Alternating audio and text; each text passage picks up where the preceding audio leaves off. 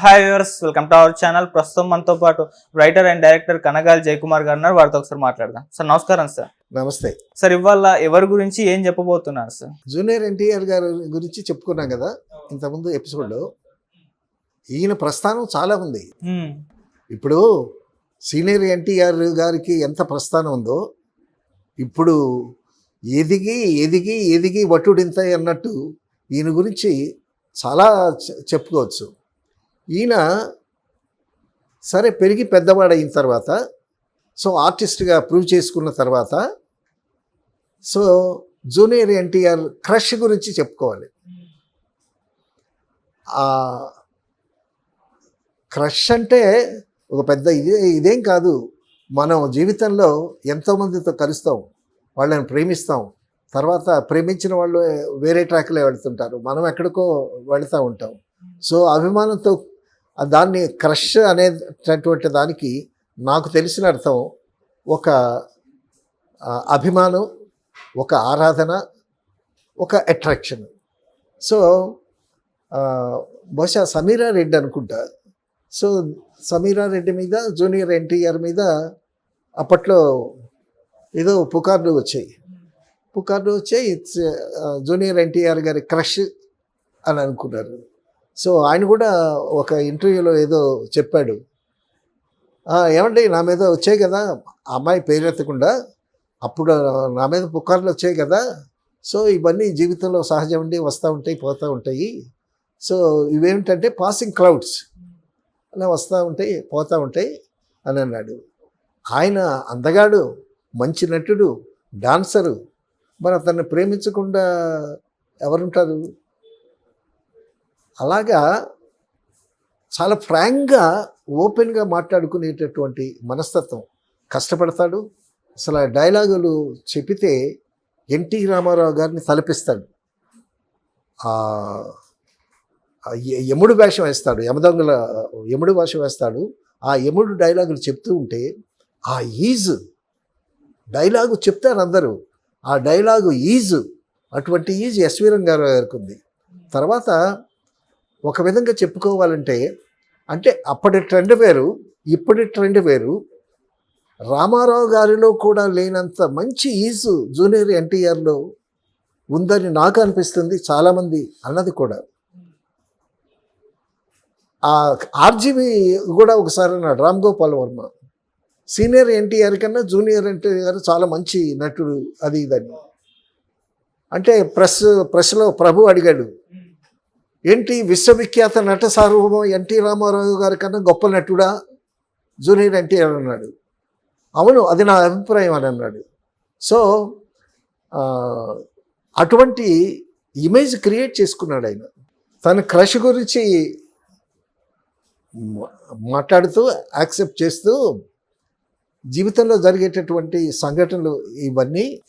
But నా కోరిక ఏంటంటే, మా అమ్మని నేను ఎంత బాగా చూసుకుంటున్నానో అంత బాగా చూసుకునేటటువంటి అమ్మాయి నా భార్యగా రావాలని కోరుకుంటున్నాను. వచ్చినటువంటి అమ్మాయి డెఫినెట్గా మా మదర్ని బాగా చూసుకోవాలనేటటువంటి నా అభిలాష అని అన్నాడు. సో తల్లి మీద ఎంత ప్రేమ, ఇప్పుడు తల్లి మీద ఎంత ప్రేమ, తర్వాత ఆ ఫ్యామిలీ మెంబర్సు అంతగా ఇతన్ని యాక్సెప్ట్ చేయలేనటువంటి పరిస్థితుల్లో ఆ మదరు చాలా మనోవేదన అనుభవిస్తూ అతన్ని పెంచి పెద్ద చేసి, అయ్యా నువ్వు జాగ్రత్తగా ఎదగాలి, సో తాతగారి రూపం నీకు వచ్చినందుకు అటువంటి పేరు ప్రఖ్యాతులు తెచ్చుకోవాలి, నీ బ్రతుకు నువ్వే బ్రతకాలి, ఎవరు మనకి సపోర్ట్ ఇస్తారో ఎవరో తెలీదు అని బాగా నూరిపోసింది ఆవిడ. నూరిపోసిన తర్వాత అది అంతర్మథనం చెంది తను ఎంత చేయాలో అంత చేశాడు. తల్లి మీద ఎంత ప్రేమ ఉందో అతనికి హరికృష్ణ గారి తండ్రి ఆయన మీద కూడా అంత ప్రేమ ఉంది. బహుశా నాన్నకు ప్రేమతో అనేటటువంటి సినిమా జూనియర్ ఎన్టీఆర్గా అందులో. సో నాన్నకు ప్రేమతో అనేటటువంటి టైటిల్ పెట్టడానికి కూడా అది ఆ తండ్రి మీద ఉండేటటువంటి గౌరవం, ప్రేమ, అభిమానం అయి ఉండొచ్చు డెఫినెట్గా. సినిమాలో కూడా సార్ ఒక సీన్ చేసేటప్పుడు ఆయన నిజంగా ఏడ్చేశారు. బెడ్ మీద నుంచి రాజేంద్ర ప్రసాద్ గారు లేపే సన్నివేశంలో ఆయన రియల్ గా ఏడ్చేస్తే మళ్ళీ జగపతి బాబు గారు వచ్చి ఆపారు. సినిమా వేరు, రియాలిటీ వేరు అని చెప్పి. అవును వేరు. అదేంటంటే ఒకటి ఉంది, పాత్ర పోషించటమా, పాత్రలో జీవించటమా అనేది. అవును. సో ఆ ఎమోషనల్ కనెక్షన్ వచ్చేటప్పుడు నాన్నకు ప్రేమతో అనేటటువంటి ఆ టాపికే చాలా మంచి టాపిక్ అది. సో ఆ యాక్ట్ చేసేటప్పుడు ఎమోషనల్గా కనెక్ట్ అయ్యాడు. కనెక్ట్ అయ్యి డెఫినెట్గా మనుషులు మనసు కరుగుతుంది డెఫినెట్గా. ఆ తండ్రి అనేటటువంటి ఆ భావన నేను ఆ సినిమా చూడలేదనుకో, సో నేను విన్నాను అది, నువ్వు చెప్పింది కూడా. సో తల్లి దగ్గరుంది, 24 గంటలు తను తల్లిని చూస్తూనే ఉన్నాడు, బట్ తండ్రిగా దూరంగా ఉన్నాడు. సో ఆ తండ్రి అనేటటువంటి మాట వచ్చేసరికి బాగా కనెక్ట్ అయ్యి ఫీల్ అయ్యి ఉంటాడు. That is natural. అయితే ఇక్కడ మరొక విషయం ఏంటంటే, పాత్రలు నటించాలా, జీవించాలా అనేటటువంటిది ఒక చిన్న టాపిక్ వచ్చింది కాబట్టి,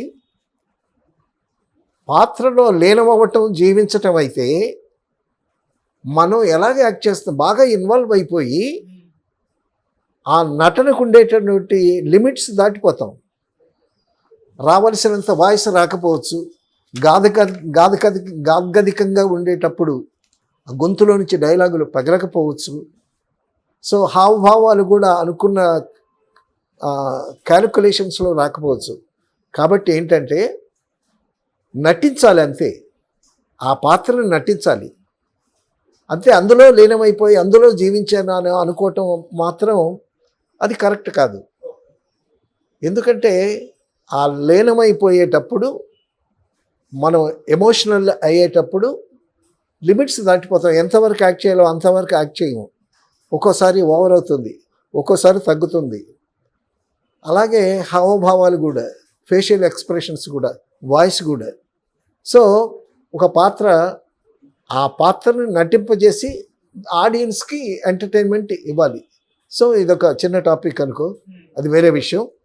పౌరాణిక సినిమాల్లో పౌరాణిక పాత్రలు కూడా యమదొంగలో యముడి పాత్ర చేశాడు. అసలు పెద్ద డైలాగు ఎంత అద్భుతంగా చెప్పాడు. అవును. తర్వాత అందులోనే అనుకుంటా డాన్సర్స్తో డాన్స్ చేయటం, ఒక డాన్స్ చేయటం ఏంటి. తర్వాత మరొక విషయం ఏంటంటే, మన హీరోలు డాన్స్ మాస్టర్ కంపోజ్ చేసినటువంటి మూమెంట్ చూసి దాన్ని ప్రాక్టీస్ చేస్తారు. కానీ జూనియర్ ఎన్టీఆర్ డాన్స్ మాస్టర్ చూపించినటువంటి మూమెంట్ చూసి రిహార్సల్ లేకుండా కూడా చేసేస్తాడు. అది ఎంత గొప్ప స్కిల్ అది. భరతనాట్యం, కూచిపూడి నేర్చుకున్నా కూడా ఒకసారి చూసి గబుక్కున ఆ మూమెంట్ చేయటం, అసలు పక్కన హీరోయిన్ కూడా చేయలేదు అలాగా. సో అంటే ఏకసంత అగ్రహం అన్నమాట. సో రామారావు గారి పోలికలు రావటం, తర్వాత యాక్టింగ్, నేను యాక్టర్ అవ్వాలని అనేటటువంటి స్ఫూర్తి రామారావు గారి దగ్గర నుంచి పొందటం, తర్వాత ఆ మూమెంట్ చూసి ఒక్కసారి చేయగలగటం అనేటటువంటిది. సో అతను ఎంత ఏకాగ్రత మీద, తన ప్రొఫెషన్ మీద ఎంత ఇంపాక్షన్ ఉందో మనకి తెలుస్తుంది. అవును. ఇలాగ ఎదిగి తర్వాత అంతకుముందు ఆది సినిమా అసలు ఎంత అద్భుతంగా చేశాడు. కలెక్షన్స్ కొల్లగొట్టింది ఆది. ఆ దెబ్బతో ఎన్టీఆర్ ఫ్యాన్ మైల్ పెరిగింది, సూపర్ స్టార్ లాగా వచ్చేసాడు. తర్వాత ఆ దెబ్బతో డైరెక్టర్ వినాయక్, ఆయన కూడా చాలా అద్భుతమైనటువంటి కెరీర్ స్టార్ట్ అయింది. ఆది తర్వాత 1-2 మధ్యలో ఫ్లాపులు అయినా కూడా, తర్వాత ఇక్కడ ఒక విషయం చెప్పుకోవాలి. ఆది సినిమాకి ముందు బుజ్జి గారు వినాయకుని తీసుకొచ్చి కథ ఉంది, వినాయక్ దగ్గర మంచి కథ ఉంది, వినాలి అని. అనంటే ఆయన వినలేదు. సో వాళ్ళకి 1కి 10 సార్లు కథ వినాలి అని విసిగిస్తూ ఉంటే ఏమో ఇక విసిగిస్తూ ఉంటారు. ఒకసారి విని కథ బాగలేదంటే గొడవ లేకుండా పోద్ది అది ఇదని వినాయకుని ప్రొడ్యూసర్ బుజ్జిని పిలిపించాలి. పిలిపిస్తే కథ విన్నాడు. సో కథ విని బాగులేదని పంపించేద్దాం అనుకున్నవాడు ఆ కథతో కనెక్ట్ అయ్యాడు. That is a love story. బాగానే ఉంది చేద్దామన్నాడు. అప్పుడు కొంచెం ఎదుగుతున్నాడు కదా, అప్పుడు హరికృష్ణ గారు ఏం చేశారు, కుర్రాడు తల్లి, సో తల్లిచాటు బిడ్డ, ఈయన ఏం చేశాడు, కొడాలి నానిని కాస్త పక్కన ఉండేటట్టు పెట్టాడు. కుర్రాడు కదా, వాడిని జాగ్రత్తగా చూసుకొని కొడాలి నాని పెట్టాడు. అక్కడి నుంచి కొడాలి నాని జూనియర్ ఎన్టీఆర్కి లింక్ అయ్యాడు అనమాట. ఈ లవ్ స్టోరీ చేద్దామన్నాడు కదా జూనియర్ ఎన్టీఆర్. అప్పుడు కొడాలి నాని ఏమన్నాడు, బాబు లవ్ స్టోరీ కాదు, ఏదైనా మాస్ స్టోరీ చేయాలి, మాస్ స్టోరీ చేస్తేనే జనాలకే ఊపు బాగుంటుంది అని సజెస్ట్ చేశాడు. సజెస్ట్ చేసేసరికి జూనియర్ ఎన్టీఆర్ ఆలోచించాడు. తను చెప్పింది కూడా బాగానే ఉంది, ఎందుకంటే కెరీర్ తొందరగా మాస్ హీరో అయితే కెరీర్ తొందరగా స్టార్ట్ అవుతుంది, స్టార్టమ్ కూడా వస్తుంది. సో అందుకోసమని మళ్ళా వినాయకుని పిలిచి ఏదైనా మాస్ సబ్జెక్ట్ ఒకటి తయారు చేయండి అది ఇదని అన్నాడు. అనేసరికి అయ్యో సబ్జెక్టు ఓకే అన్నాడు, లవ్ స్టోరీ చేద్దామని అన్నాడు, మళ్ళీ ఇలా అంటున్నాడు ఏంటని కాస్త ఇదయ్యి తన దగ్గర ఒక లైన్ ఒకటి ఉంది. తన దగ్గర ఒక లైన్ ఉంటే ఆ టూకీగా ఆ లైన్ ఏదో చెప్పాడు. చెప్పి విన్నాడు తారక్. విన్న తర్వాత అతను అంత సంతృప్తిగా లేడనేటటువంటి అర్థమైపోయింది. బాబు నాకు 1 వీక్ టైం ఇవ్వండి, దీన్ని నేను బాగా ఫుల్ లెంగ్త్ వర్కౌట్ చేసి మీకు వినిపిస్తాను అని అన్నాడు. సో 1 వీక్ అడిగిన వాడు 2 రోజుల్లోనే తయారు చేశాడు కథ తయారు చేసి ఆ యాక్షన్ ఓరియంటెడ్ సినిమా చేసి ఆ కథ వినిపించాడు.